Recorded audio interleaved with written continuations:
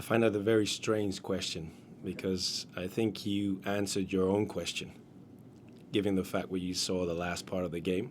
That's always our intention. So that is our identity, just to be clear on that. There are games where you look for a certain momentum in the game. That wasn't the case in our first half, but that doesn't mean the guys are not looking for the energy that we normally bring to the game. You also have to deal with an opponent. The opponent is a strong side. We already experienced that in the home game. So we knew what we were up to. But then again, I said to my guys also just now, the level, the quality of the game is something that is separate from the energy. You have to bring quality to the game, and in possession, we couldn't find the spare man in the middle. The connection up front was a little off, so we didn't get and find our own rhythm, and that was the problem, especially in the first half. Thank you. Onto the Zoom, we'll go with Alex. Hi, Pascal. This is Alex William from AM New York. How's it going? Hi, Alex. You gave Monsef Akrar a start tonight, and he seemed to have some bright moments early. What did you think about his performance that you were hoping to unlock with this lineup? Thank you. Yeah, that's an interesting one.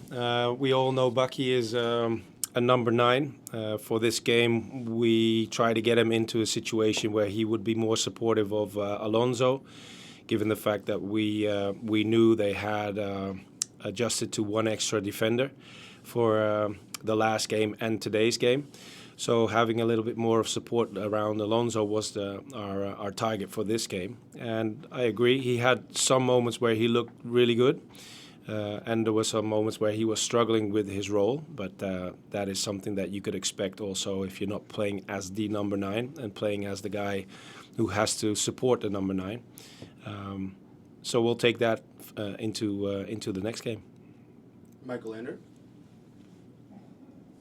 Pascal, it's Mike Andrew from Blue City Radio. Thanks for the time. Hi, Michael. After the game, it seemed like you had a lengthy conversation with the ARs.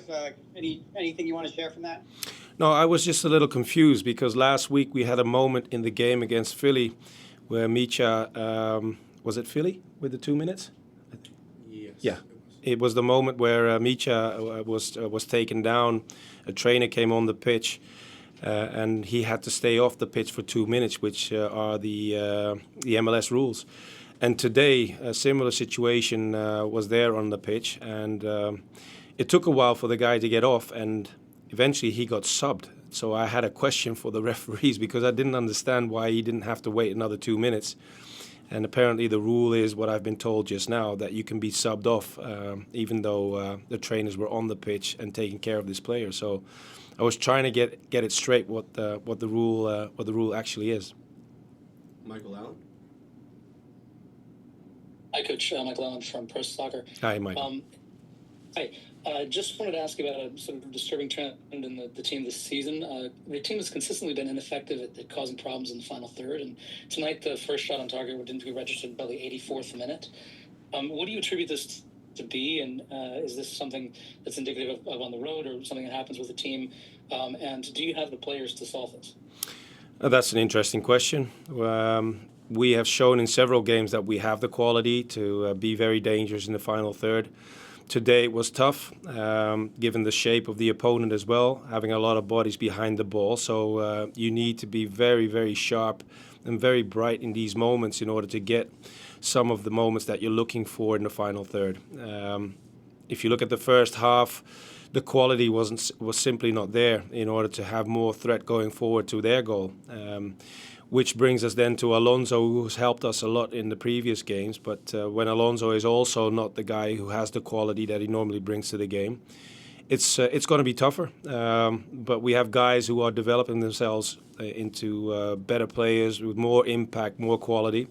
Unfortunately, it's not something that is consistent yet. Anyone else? Go ahead, Oliver. Another question from Hudson River Blue.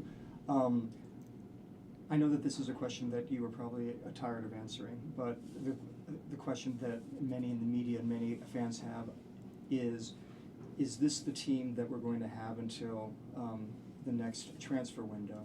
And what can we expect from this team if this is the team that we have?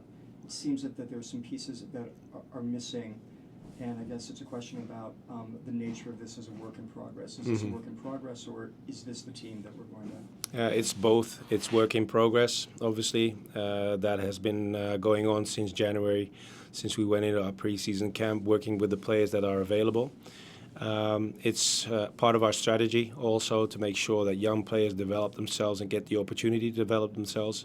But on the other hand, we want to be competitive, and we need to be competitive. So the quality is also demanded. And we have been looking at possibilities from day one. We just want to make sure we get the right players in, and that's all I can tell you. Great. Thank you, everybody. You're Consider go like too fast, so quickly. The reality, we're good enough. And we have to be better. We need to improve.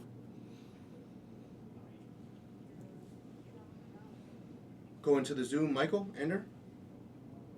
I mean, I hate to be.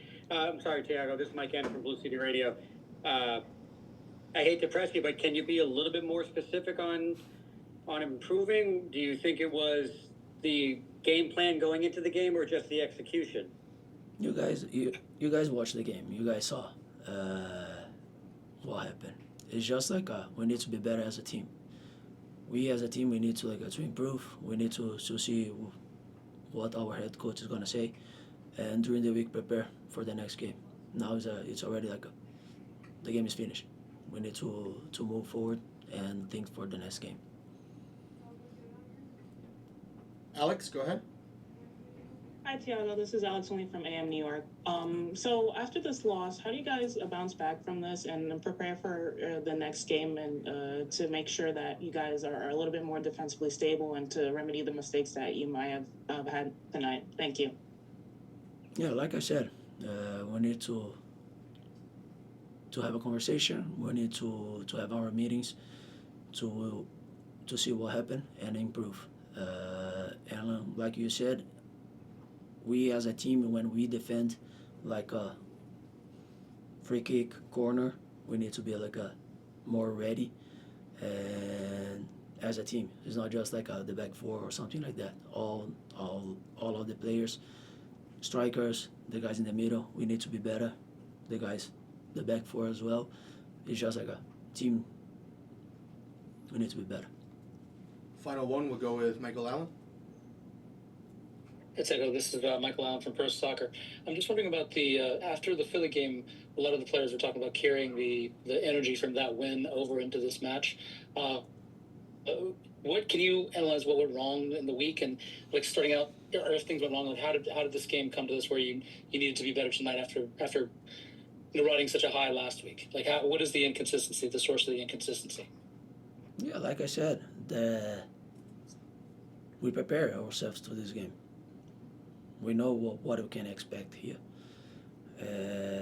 There's not what we did wrong during the week or something like that. It's just like I said, we are good enough. We need to be better. It's clear like that. We need to be better for the next game as well.